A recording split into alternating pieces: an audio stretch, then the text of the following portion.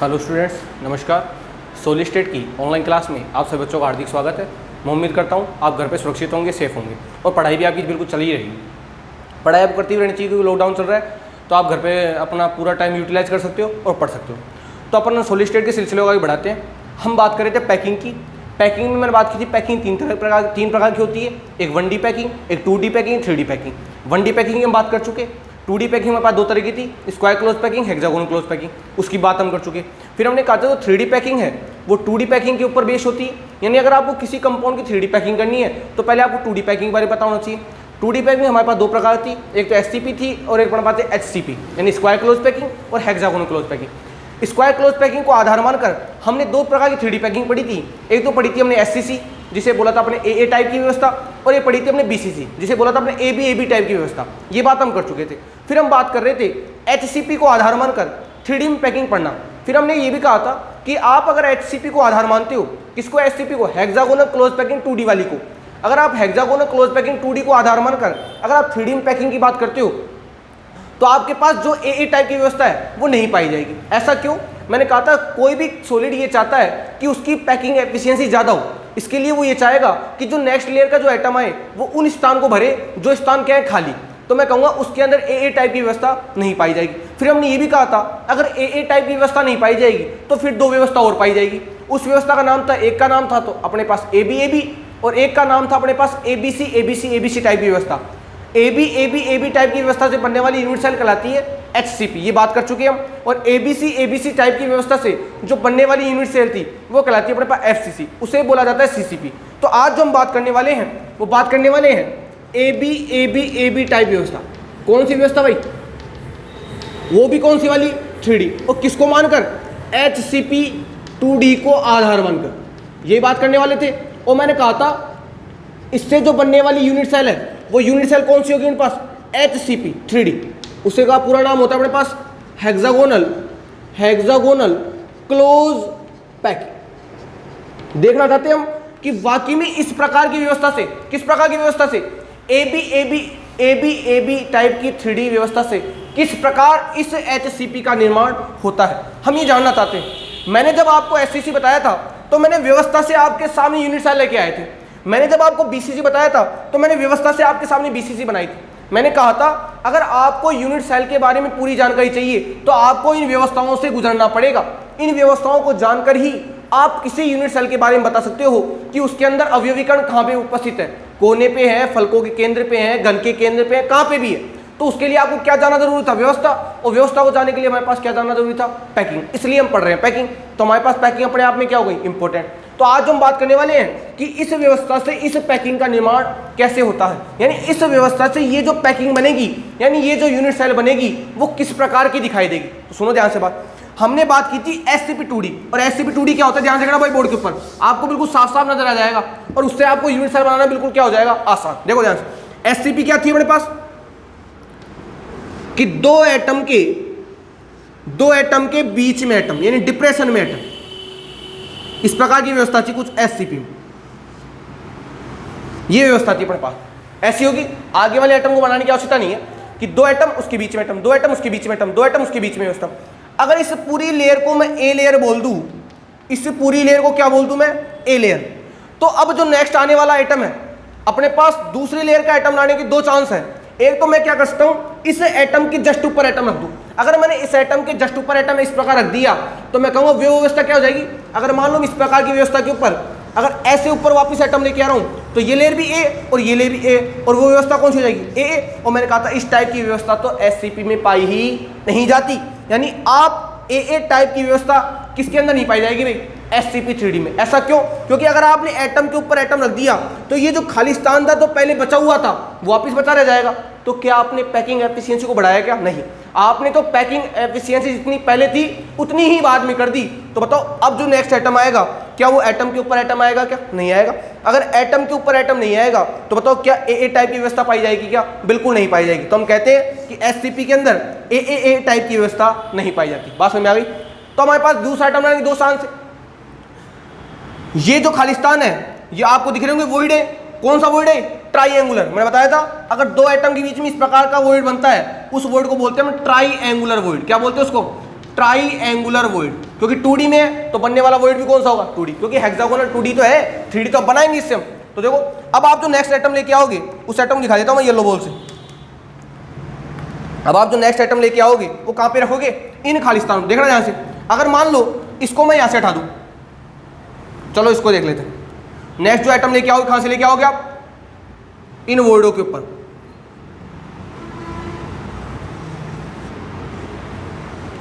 ताकि ये जो स्पेस है वो पूरे के पूरे फिल हो जाए।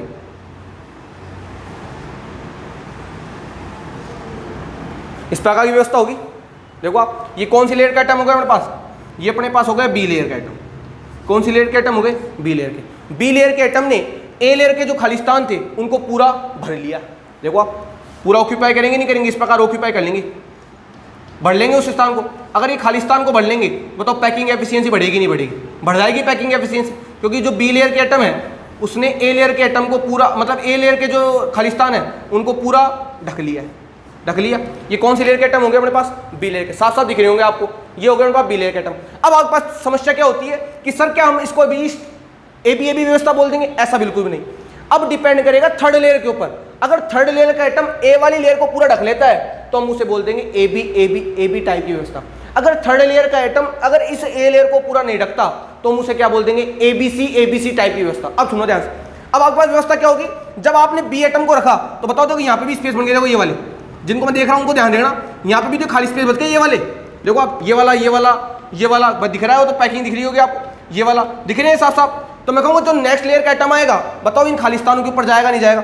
और जैसे अगर मान लो मैं इसको पिंक बॉल से दिखाता हूँ तो आपके पास जो तीसरा एटम आएगा बताओ इसमें जाएगा नहीं जाएगा, तो ये जाएगा। तो मैं कहूँगा ये देखो आप, ये गए स्पेस में, और दूसरा स्पेस कौन सा है, और स्पेस कौन सा, ये रहा ना स्पेस दूसरा, भाई यही तो है स्पेस, एक स्पेस दिख रहा है साहब, तो ये दिखेगा आपको स्पेस। तो मैं कहूँगा जो नेक्स्ट लेयर का एटम आएगा बताओ वो पीछे वाले एटम को पूरा पूरा ढकेगा नहीं देगा। किसको ढक लिया उसने, ए वाले लेयर को पूरा ढक लिया, उसने ए वाले लेयर को पूरा ढक लिया है भाई, उसने ए वाले जो लेयर है इस लेयर के जो आसमानी एटम इनको पूरा ढक लिया है। मैं कहूँगा जो तीसरा एटम आएगा बताओ ए लेयर के ऊपर सुपर इम्पोज होगा कि नहीं होगा। मतलब अगर आप यहाँ से देखोगे तो आपको पिंक तो उसके पीछे का आसमानी एटम नहीं दिखेगा, मतलब इसकी व्यवस्था बिल्कुल कैसे हो जाएगी ए। तो मैं कहूँगा ये अरेंजमेंट कौन सा हो जाएगा मेरे पास, ए बी। मतलब आप जो थर्ड लेयर से एटम लेके आते हो वो एटम ए लेयर को पूरा ढक लेता है, इसलिए इस व्यवस्था को कहा जाता है ए बी टाइप की व्यवस्था। क्या बोलते हैं इसको, ए बी टाइप की व्यवस्था। क्या बोलते हैं इसको हम, ए बी टाइप की व्यवस्था। अब मैं इसके अंदर सिलेक्शन करता हूँ और उससे आपको यूनिट सेल बनाना बताता हूँ कि इससे यूनिट सेल किस प्रकार बनेगी।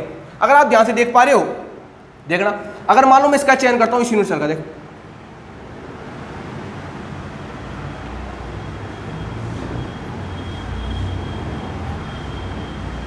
अगर मान लो हम इस यूनिट सेल का चयन करें, अगर हम इस यूनिट सेल का चयन करें तो देखो 1 2 3 4 5 6 7 एटम आपको इस प्रकार दिख रहे होंगे।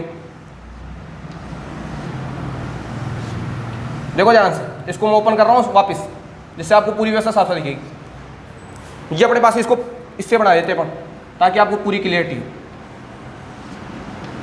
ये कौन सी लेयर का एटम है भाई, ये अपने पास है ए लेयर का एटम, दिख रहा है आपको।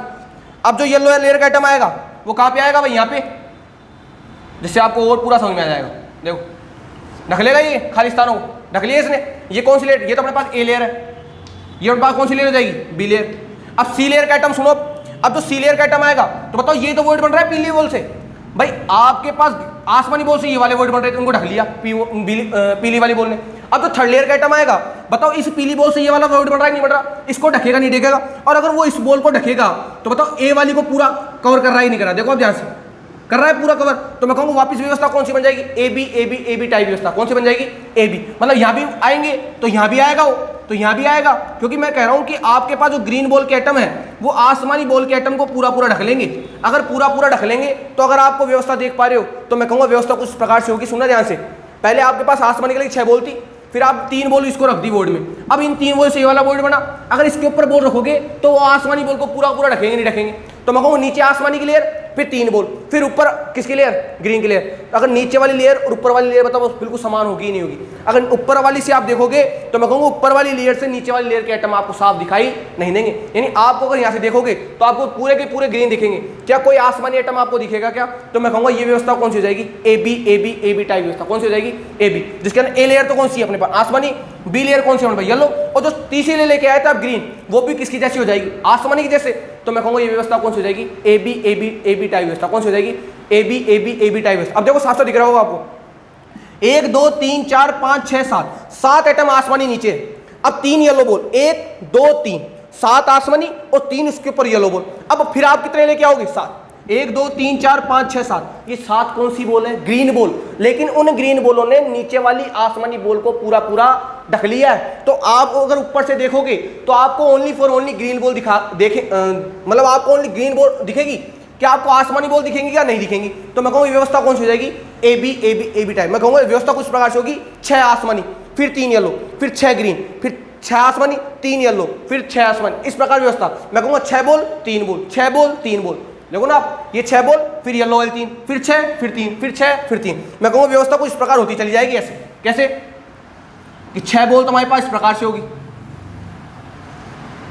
इस प्रकार मैं बता दूँ, कलर से बता देता हूँ, साफ साफ दिखेगा आप। 6 बॉल तो हमारे पास कौन सी होंगी? आसमानी वाली, ए लेयर वाली हो जाएंगे हमारे पास 6 बॉल। ये होगी 6 बॉल। फिर इन 6 बॉलों के ऊपर, 6 बॉल के ऊपर कौन सी होगी? 3 येलो बॉल।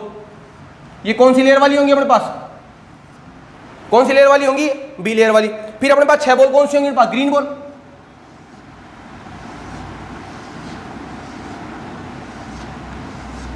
दिख रही है आपको साफ साफ? यही तो व्यवस्था होगी पूरी यूनिट सेल के अंदर। 6 नीचे आसमानी, फिर 3 येलो, और 6 वाली जो ग्रीन है बताओ पूरी पूरी आसमानी को ढकेंगे नहीं ढकेंगे? देखो ना आप, इस येलो बॉल से ये वाला वॉइड बन रहा है। अगर इस वॉइड को आप इस बॉल से रखोगे बताओ पीछे वाली को पूरा ढकेगा नहीं ढकेगा? तो ऐसी व्यवस्था होगी। अगर इनके मैं सेंटर को मिला दूं, अगर इन बॉलों के मैं सेंटर को मिला दूं, देखो यहाँ से, इससे यूनिट सेल आपको साफ साफ दिखेगी भाई। तो आपको एक हेक्सागोन ऊपर दिख रहा होगा। अगर इसके सेंटर को मिलाया तो इससे भी एक हेक्सागोन आपको साफ साफ दिख रहा होगा। और इनको मैं आपस में इस प्रकार जोड़ सकता हूं भाई, ये जुड़ जाएंगे इस प्रकार आपस में। मैं कहूंगा परत कुछ प्रकार से होगी, 6 एटम और एक सेंटर में, 7 एटम नीचे, फिर 3 एटम, फिर 7 एटम 3 एटम, ऐसे चलती जाएगी लेयर के ऊपर, लेयर के ऊपर लेयर बनती जाएगी। और इससे बनने वाली यूनिट सेल क्या होगी हमारे पास? HCP। कैसी होगी? HCP। दिख रहा है आपको साफ साफ रिप्रेजेंटेशन? साफ साफ आप डायग्राम में देखो, आपको साफ साफ पता लग रहा होगा कि व्यवस्था किस प्रकार की बनने वाली है। यानी 6 लेयर तो अपने पास होगी नीचे ग्रीन की, उसके ऊपर 3 येलो की, उसके ऊपर होगी 3 आसमानी की, यानी 6 एटम और साथ में बीच में सेंटर वाला एटम। इस प्रकार की व्यवस्था बनी जाएगी। तो देखो ये वाली लेयर कौन सी है अपने पास? A layer. ये वाली लेयर कौन सी है? B layer. और ये जो लेयर आएगी क्या सी होगी क्या? नहीं, क्योंकि ये लेयर और ये लेयर बिल्कुल एक जैसी है, इसका नाम भी क्या होगा? ए। तो बनने वाली व्यवस्था कौन सी हो जाएगी मेरे पास? ए बी टाइप व्यवस्था। अगर मान लो ये वाली लेयर अगर इसके जैसे नहीं होती तो हम बोलते ए बी और ये क्या हो जाती? सी। तो व्यवस्था कौन सी हो जाती? A B C. मतलब जब आप FCC पढ़ोगे तो व्यवस्था कुछ अलग होगी, वहां पे ये यूनिट सेल नहीं आएगी, तो उसको बोलेंगे अपन ए बी सी। लेकिन यहाँ पे ए वाली से अपन नेक्स्ट वाली मिल रही है, तो इस व्यवस्था का नाम क्या हो जाएगा मेरे पास? ए बी व्यवस्था। क्या नाम हो जाएगा इसका? ए बी टाइप की व्यवस्था। अब इससे बनाता हूं मैं यूनिट सेल। देखो यहां से, इससे यूनिट सेल कैसे बनेगी? इससे यूनिट सेल इस व्यवस्था से। तो मैं कहूंगा अगर दिखाना चाहूं मैं आपको डायग्राम के थ्रू, देखो डायग्राम कैसे होगा।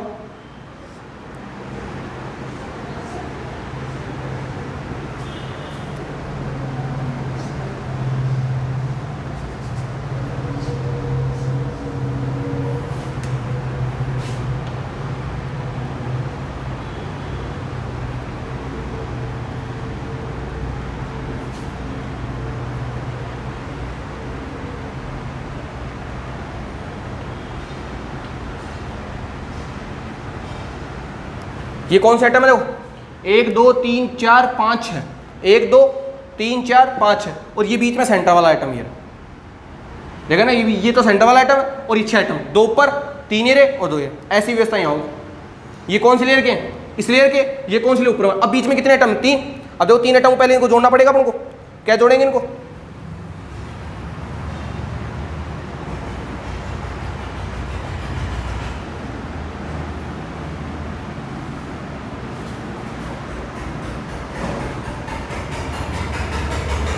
थोड़ा देख लेना भाई।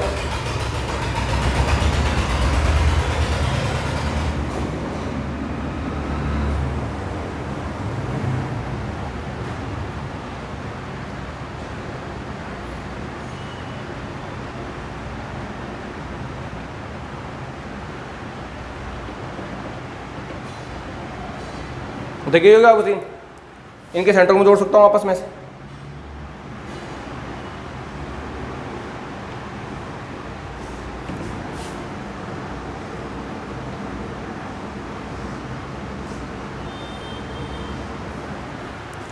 देखिए आपको, देखो 1 2 1 2, ये तीन नीचे वाले और ये वाले, तो तीन एटम यहाँ पे आएंगे। तो कैसे ऐसे होंगे ये तीन एटम, एक एटम यहाँ पे होगा, एक एटम यहाँ पे होगा और एक एटम यहाँ पे, यानी एक हेक्सागोन को छोड़कर एक को यहाँ पे होगा तो यहाँ पे नहीं होगा, एक यहाँ पे होगा, एक यहाँ पे होगा, एक यहाँ पे, यानी एक तो एटम यहाँ पे आ जाएगा, एक यहाँ पे, एक यहाँ पे, एक को छोड़ के एक, इस प्रकार की व्यवस्था होती है। ये तीन एटम होंगे यहाँ पे।